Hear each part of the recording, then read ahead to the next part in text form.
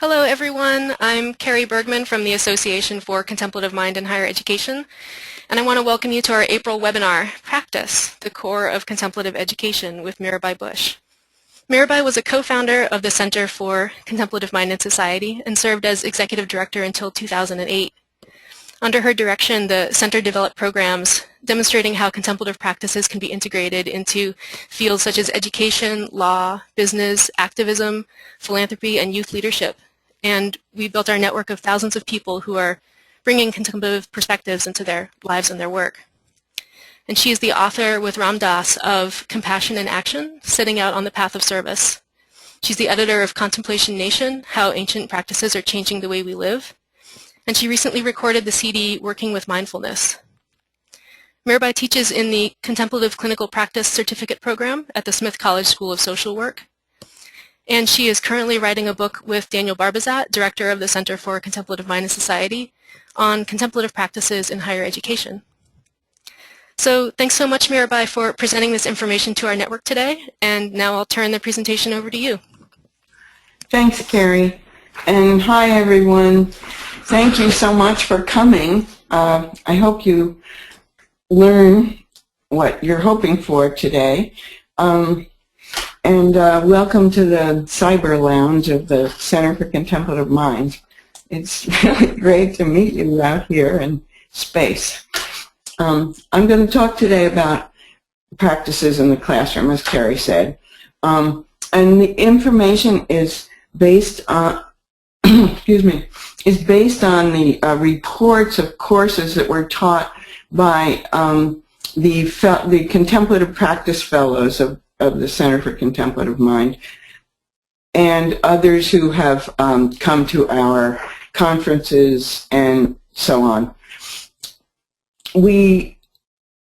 There have been about 150 fellows who were given awards to develop courses. They're in over 100 colleges and universities of every kind and across the country and in every discipline. So after they each taught their courses, we invited them together in meetings, and then everybody wrote reports, and a couple of years ago we did a big evaluation. So we have lots of information, and it was really hard to select just these few things today. So I hope that I get enough in this 1 hour to inspire you, inform you, whatever you came for. When we started the program in higher education, we started with the fellowships, and a group of us sat around and said, well, this would be an interesting way to see if contemplative forms of teaching, learning, and knowing can be incorporated into higher education. Let's offer fellowships. So, and then we looked at each other and we said, does anybody know anyone who's doing anything like this? Or do you know anybody who might even apply? And nobody did. We didn't know one person. But we offered those fellowships to the American Council of Learned Societies, and who took a big risk, because when we started in 1997, hardly anybody was doing any of this. And since then, as you all know, it's grown tremendously, and there's starting to be great books published, and it's happening in many, many settings across the country. So I'm going to go through basic practices and to give you some examples of how they're being used. But before I do that, I wanted to frame this by saying that there are many things you can do in the classroom, but the most important practice is your own. And the most important practice to what you're teaching is your own. We've been watching over time that whose courses have really deepened and become successful in various ways. And there's a real correlation between kind of length and depth of practice, the way in which a person is really deeply holding the presence that comes through the practice. Between that and the success of the course. So the most important thing is that you practice, that you continue to practice, and that your design of your course comes out of that understanding. So you might have one practice or several or many. I've practiced Vipassana, or insight meditation, for 40 years, mostly mindfulness, loving kindness, compassion.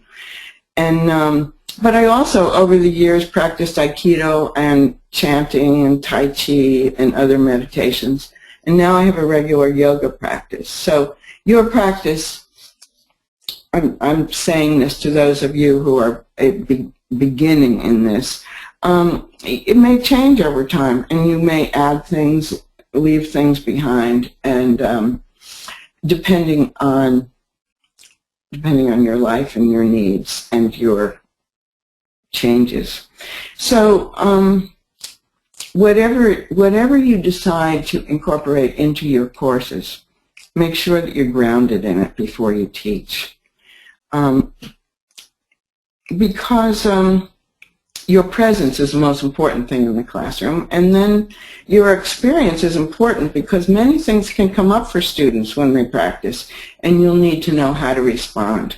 One great thing about introducing them on a campus setting as opposed to some others, like, say, business, is that should anybody, by becoming reflective, uncover maybe, deeply hidden past trauma or something, we haven't heard many reports of it, actually, but we also do know that there are guidance counselors on most campuses, so that's a great backup for you. So in each case also, I tried to pull out examples that show how teachers were really looking at the needs of the particular students in the particular discipline.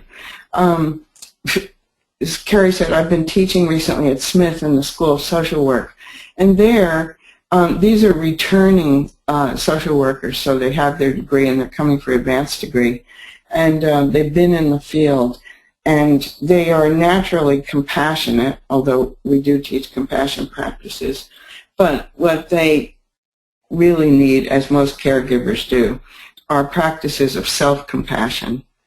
And then we also teach practices of stillness to create stability and quietness, so that they can go deeper into what they're studying, having come from lives that, professional lives that have, a lot of chaos in them. So, and I've also been teaching over the last several years at Google, which one in Mountain View, California, and of course it's not officially it's not an institution of higher education, but it is really an extension of the Stanford campus, and so focused on learning that, and we developed there a course in mindfulness-based emotional intelligence called Search Inside Yourself, and there. What these young tech engineers need in order to know more deeply what it is they're working with, they needed to increase their self-awareness and awareness of others. So we designed basic practices that would awaken those too. So, and one more thing is start wherever you are. Start with as much as you are comfortable with doing. If that's only a few moments of silence at the beginning of a class or in the middle, that can really change the space. So don't hesitate to do that, but don't go further than where you are. That's and it will grow. Some of the fellows that started in the beginning with us in '97, over 10 years or more, kept redesigning their courses and based on what they learned, And I mean, Hal Roth, who's at Brown, started out with a simple, he was teaching a course in Taoism, and he added the practices of Taoism so that the students would understand the text better. And over these years, it's developed into an entire Contemplative Studies Institute at Brown. So just start where you are and look at your discipline with new awareness and let it grow. So, and then look at your, reasons for wanting to do it. One example that I liked was Amy Chang, who teaches at SUNY New Paltz. She teaches art. She realized from her practice that creativity occurs when the mind, body, and spirit is fertile and receptive. That came to her as she sat. And that contemplative practices were encouraging receptivity and fertility. So she decided to require her students to do a 15-minute contemplative writing piece every morning so that they would have the receptivity that would help them be more creative.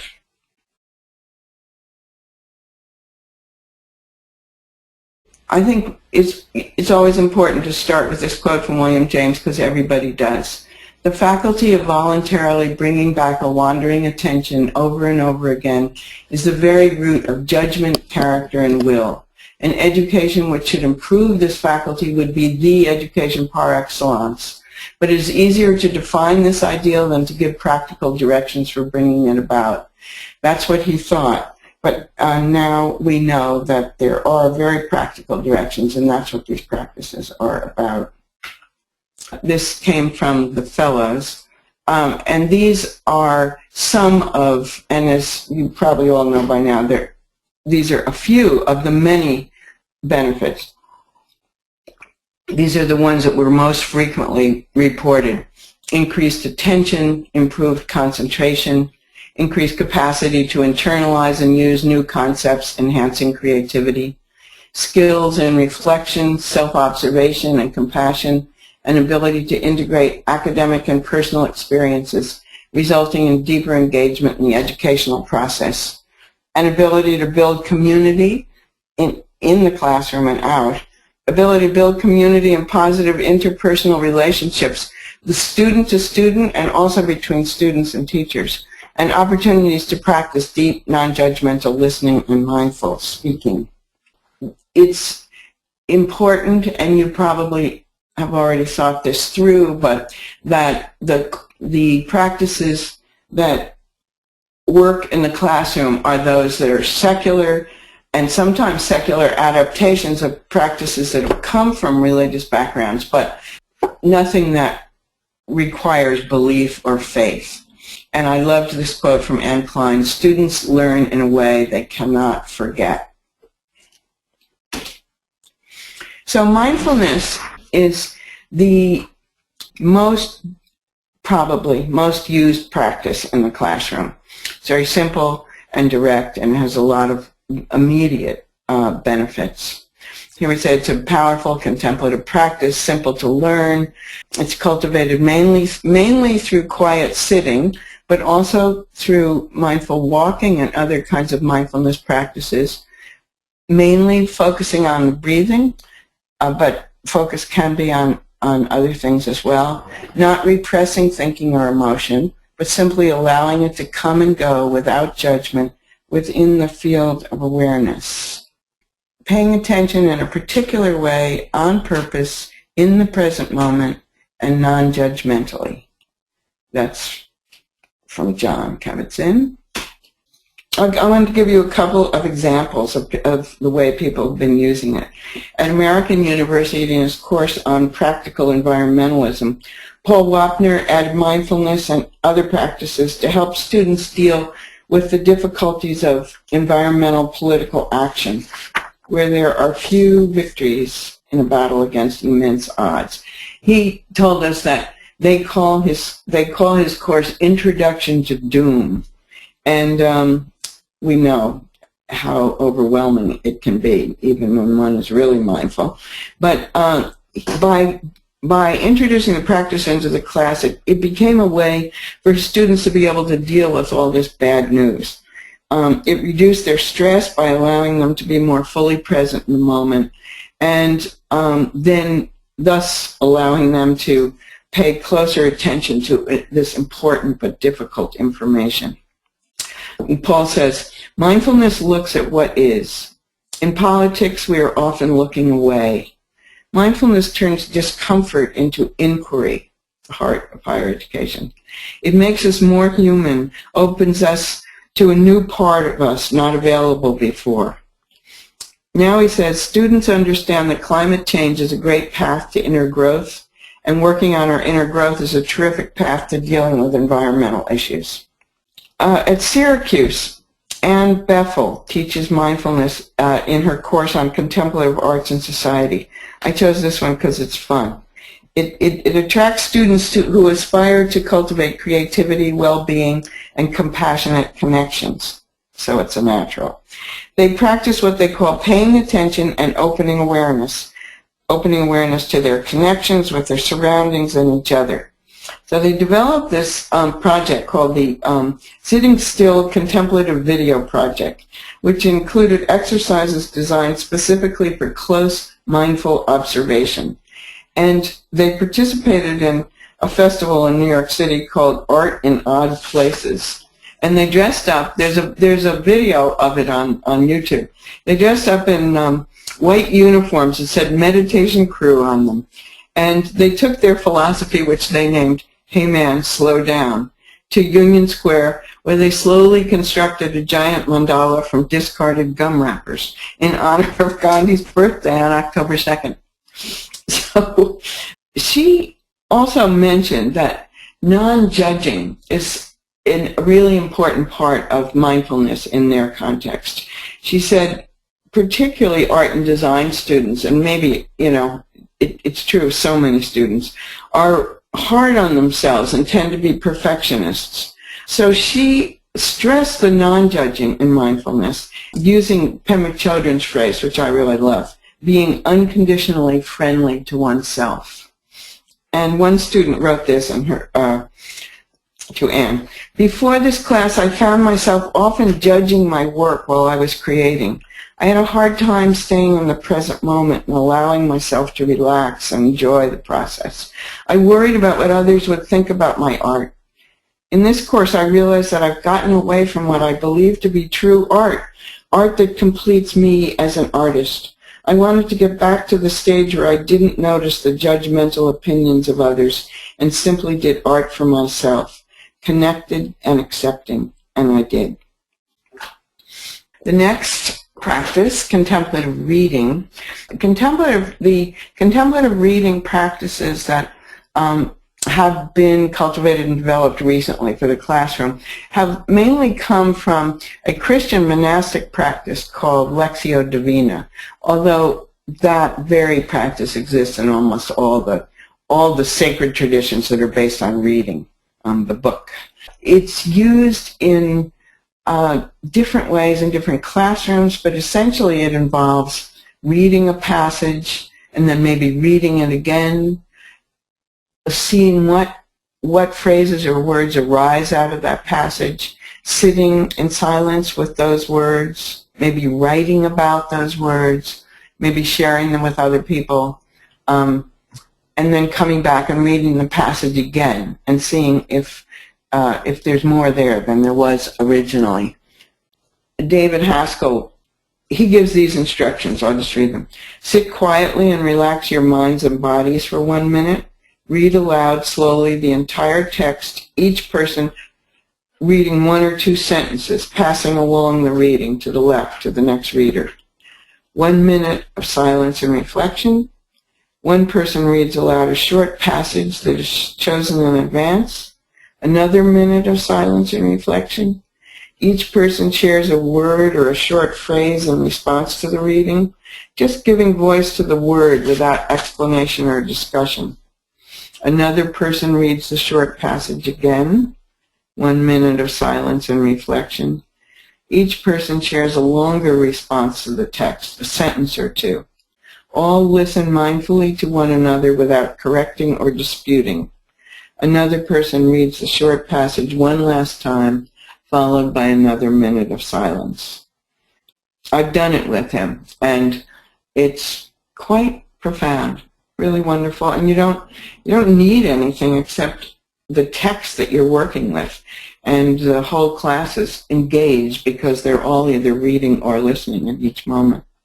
One other example, Victor Good and Maria Arias, they're at CUNY Law, and they used Martin Luther King's letter from Birmingham jail, and I think yesterday was the anniversary of that, to bring legal theory and practice from being cold and distant, as students often experience the study of the law, to relevant to their understanding, their own understanding of right and wrong.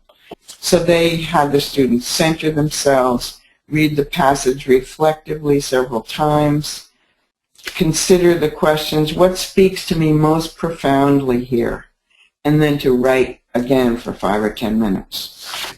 Contemplative writing.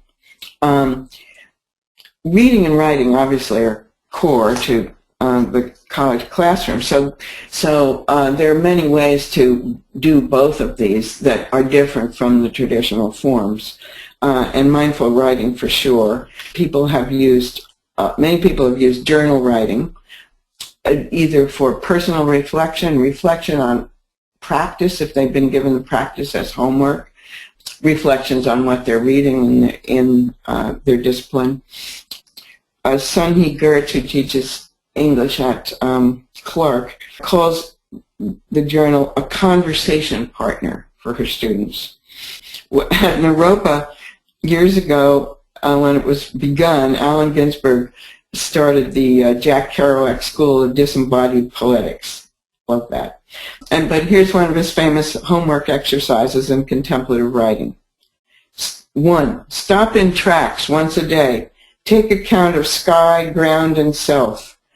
Write 3 verses haiku. 2. Sit 5 minutes a day, and after, recollect your thoughts. 3. Stop in middle of street or country. Turn in 360-degree circle. Write what you remember. So people, there's so much. I want to give time for your questions.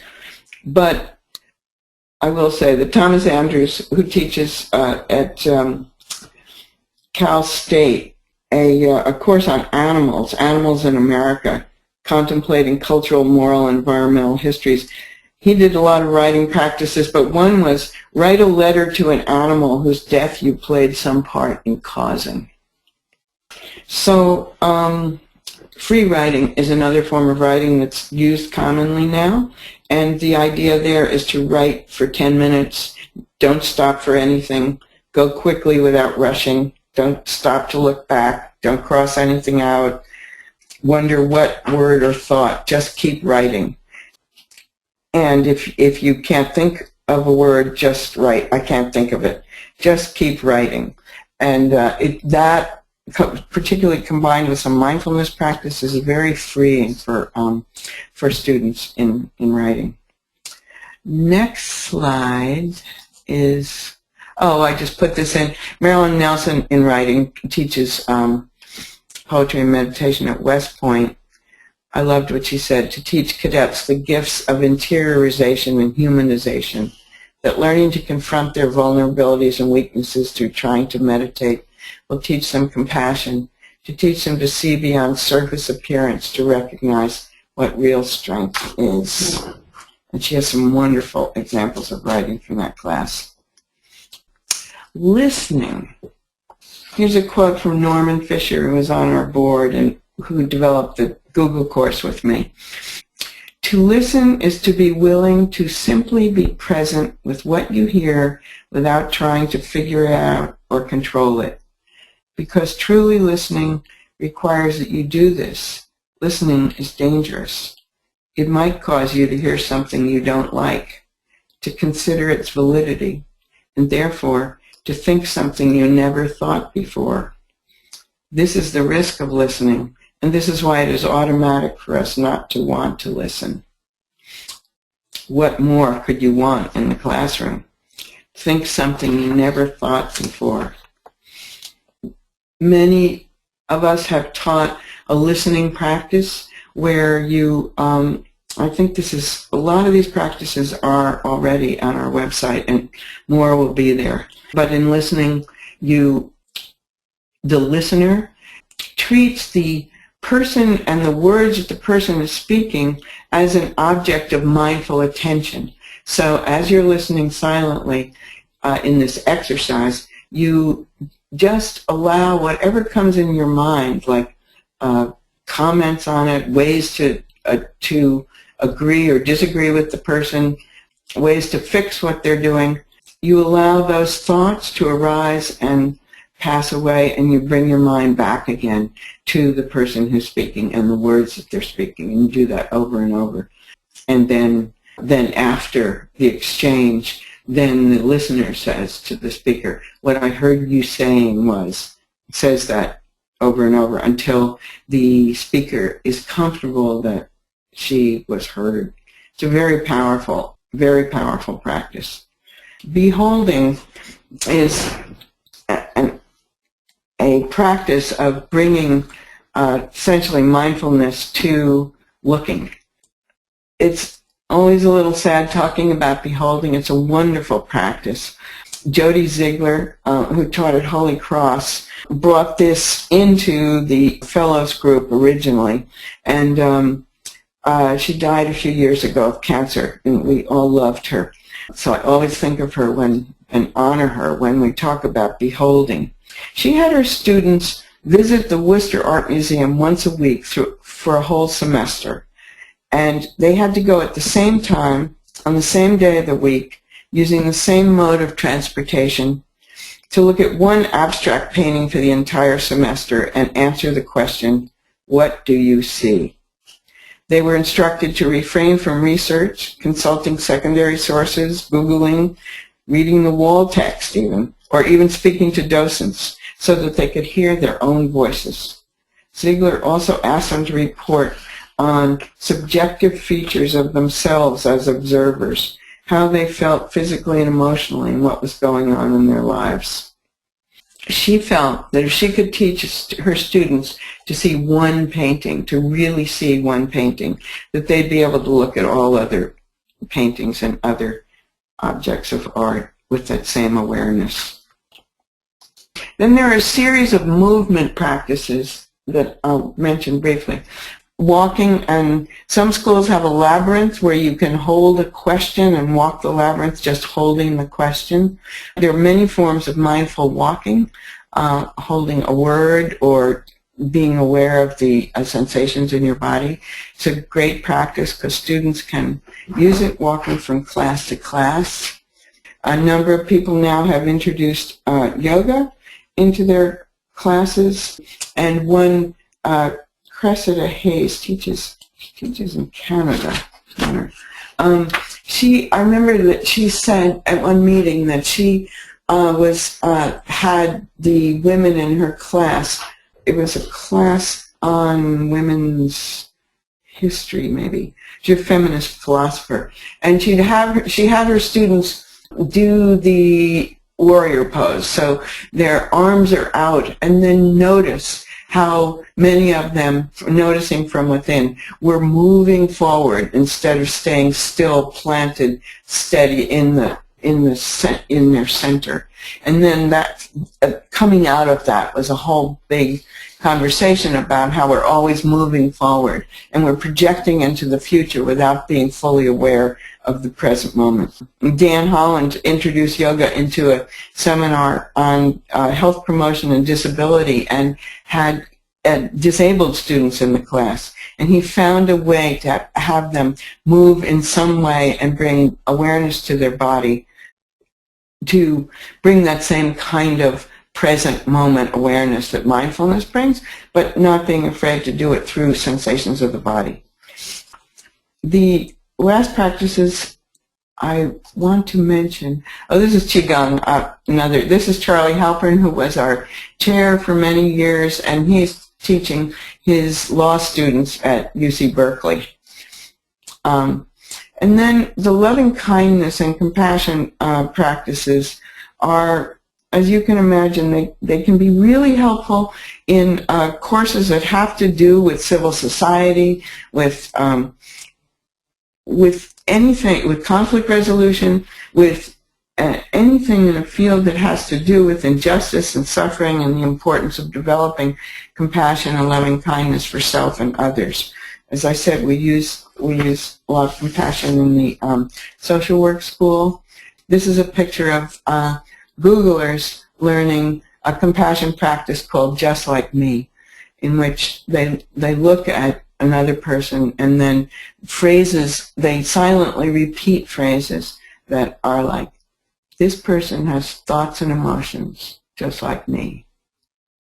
This person has made mistakes in her life just like me. This person has suffered physically and mentally just like me. And it goes on for a while. And at the end of it, the students, and they sometimes do it with a friend and sometimes with someone they don't know. And they always are amazed that they have not held this other person as deeply and carefully as they did in the exercise. It's very beautiful. Contemplative Arts. Our next webinar is with Ed Sarath. He's a fellow. He teaches at University of Michigan, and he's amazing. And he'll be sure and tune in to Ed. He's really incredible. But he talks about how students of jazz improvisation have to know silence. They have to be able to listen for the silence between notes. It's amazing. Next slide. I'll just say that there are wonderful contemplative Native American practices, usually taught only effectively by Native Americans, but not always.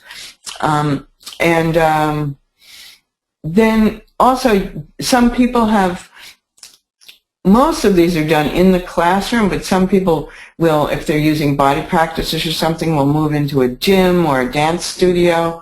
And then other people have found ways, they've found rooms and spaces on campus where they've been able to move things around and create space that is more supportive of certain practices. But just as I showed in that Google slide, you can use any educational context for practice.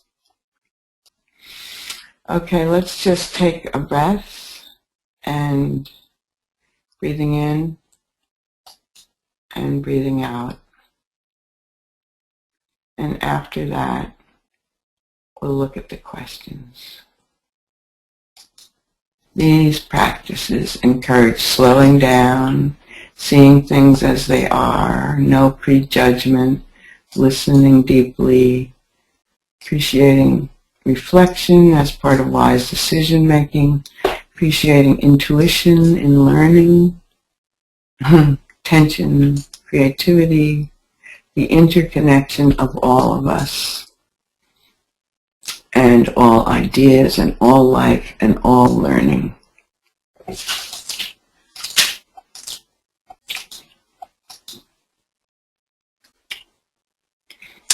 So,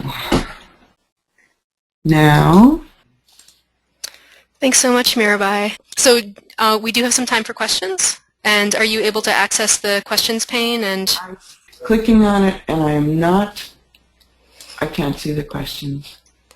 But maybe what you can do, why don't you just choose at random? Sure. Yeah, there's a lot of questions here. I will do my best to answer. All right. Can you speak to how contemplation can be used in so-called hard sciences, such as nursing school, where the stakes are so high and the stress is higher? There seems to be no time in quotes, for contemplative learning. We must get to so much information in such a short time.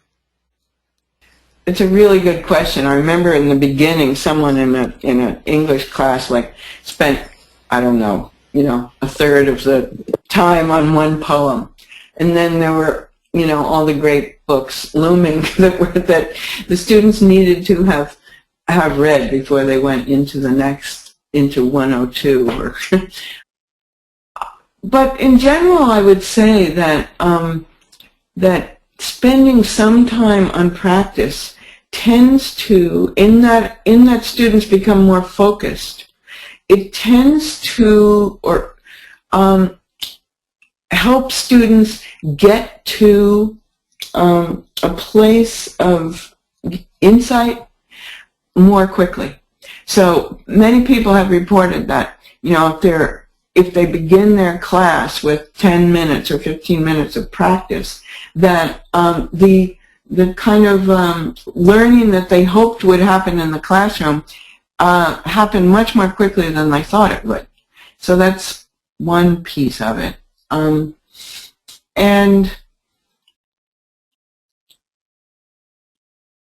I guess I just want to say explore. See what happens, because everybody has that problem of too much to do and not enough time. But many people who have brought practice into their class, somehow their sense of timing, their sense of priorities shifts. They realize maybe they don't have to do as many of the things as they thought they had to do. So I would say explore and see what happens.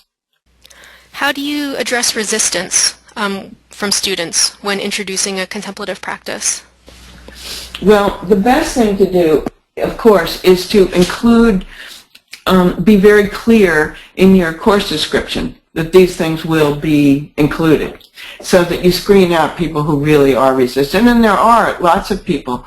And I mean, some students who come from very, from, say, fundamentalist backgrounds, like there was a big meeting of Christians and Buddhists at Gethsemane in Merton Center, in which a number of Christians said that for them silence was dangerous. That silence was allowing a space for the devil to enter. So, for students who have been brought up that way, it could be terrible to have for the teacher to say that you have to sit in silence for a while. So you want to screen as much as you can, and then I think listen for where they are and introduce the practices little by little in ways that they're able to hold. And you can also frame the practices with, just as you probably came to them or other colleagues of yours, you can talk about the research, and you can talk about how these practices really do help you, be more attentive, learn more deeply, understand more fully. There's so much research now. That can be helpful. But the important thing is to be attentive to what your students need and what they can handle. So a related question, would you have suggestions for helping more immature students buy into mindfulness techniques and take them more seriously? Would you say that again? Do you have suggestions for methods to get more immature students to buy into mindfulness techniques in the classroom and take them more seriously? Well, I was just in a webinar conversation the other day with Jeremy Hunter, who teaches at the Drucker School at Claremont, and he's been teaching this course called Self-Management for business, people in business school. But he doesn't even teach sitting mindfulness, but he teaches things like, he tells his students to go someplace familiar, like entering their home in the evening or walking into the student center where they've been many times, and imagine seeing it for the first time. Imagine that you're seeing your partner or your roommate, and imagine seeing this person for the first time, and then writing about that. So he's cultivating that kind of present moment, non-judgmental awareness in ways that certainly don't sound like, they probably don't sound contemplative to students. It just sounds like an exercise. So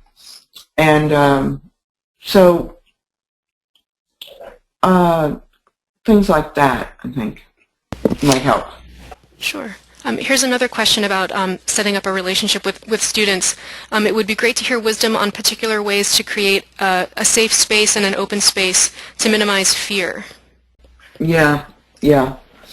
I think, again, making sure that the practice you teach is utterly and completely secular. But of course, there could still be fear there because psychological, techniques are secular. And of course, some people are afraid of looking within. Some people have, and probably to some extent all of us, use not looking at things within as a coping strategy to get through school. So it can be frightening. So I would, choose, move slowly and choose, maybe you want to choose a walking meditation, and not even call it a meditation, a walking practice. And then just have them be aware of the sensations in their body as they're walking. So that it doesn't feel, it's not so much sitting in silence and looking at it within at all your struggles and so on, but it's being aware of sensations in the body, which produces the same kind of one-pointed attention. Then you can have them go into open awareness by stopping still and being aware of the whole environment around them, the air, the trees, and so on. And then come back to the class after doing something like that and report on it. Things like that can be really helpful and not so frightening. Jonathan Shaler has a question about online classes. How do you think this could work in a fully online course? I would say that the jury is out. In fact, the case hasn't really been made yet for the jury to decide on it. I would say I really, of course, had been really wondering about that because we know that a lot of education's moving in that direction. And I thought when I went out to work with Google, oh wow, at last I'm going to figure out, how distance learning really works for contemplative practices. And we developed, there's a lot going on now at Google around these practices, and it's all person to person. It's all a small group of people, as I showed you in that picture, with a real teacher who's come in or from outside to teach them these practices. But it's there and other places. It's inevitably going into video and online presence. And we really don't know yet. I haven't seen much good data, and I have never taken a video meditation course or retreat or instruction myself. I do know that there are people at Naropa who have started working with it, and they will certainly do it with integrity. And I think really soon people are going to start doing all kinds of things because it just is, obviously the way of the future. Okay, I think we have time for a couple more questions. Here's one. I'm an academic administrator and interested in developing a faculty culture of using contemplative or whole person learning in the classroom. In trying to move or develop faculty members to engage these methods, are there particular readings or processes you recommend? Very good question. Well, right off,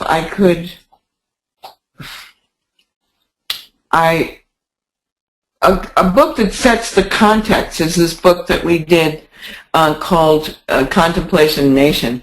It has a history of contemplative higher education in it, which is helpful.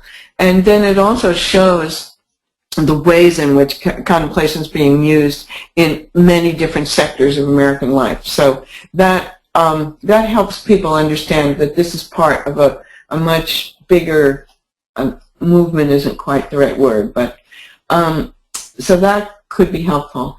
And then, I think I'd include a couple of books on the research, like maybe Dan Siegel, maybe I'd probably include something by John Kabat-Zinn, because he's so good at introducing basic mindfulness practice.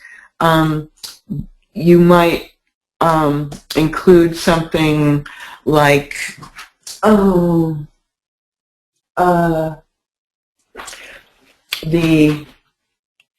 the Charter for Compassion that's available online. I think a few things about introducing the idea, and then I think Arthur Zience's book is really helpful. It's called Meditation as Contemplative Inquiry, and he directed our program for years and taught physics at Amherst and is now the director of the Mind and Life Institute. And he really talks about practices in there as a way of learning and a way of knowing. He's really been the one who's been trying to define the new epistemology. What does it mean to know in a contemplative way, and why is it such an important complement to critical thinking? So I go with that. That's my bibliography. There's lots more. Thanks. Great. And the reason I wanted to do this today is I've been working on this book, on this very subject, on practices in higher education with Dan Barbizet, who's the director of the center now. And it will be published by Wiley in... I was horrified to see it's already on Amazon, and I haven't even finished the last chapter yet. Those of you who've written books understand this. It's already up there. But it will probably this fall be available, and that will be much more extensive than what I've been able to do here. And the other thing is that last week I did this webinar with Jeremy Hunter, and his work at Claremont is really interesting, and that webinar is available at morethansound.net, and maybe Carrie can include that in her email. And Sure. Yeah. you might. And if you go to More Than Sound, there's also another one I did with Richie Davidson, who's the main researcher on neuroscience of meditation. So those might be really helpful to you because they're conversational. You don't have to read their whole books. Okay, great. Thanks again, Mirabai, for offering your time to us today. I really appreciate it. And thanks to everyone for coming, and I hope you'll join us again soon. Thank you. Right. Thank you. I hope it was helpful. All right. Bye, everyone.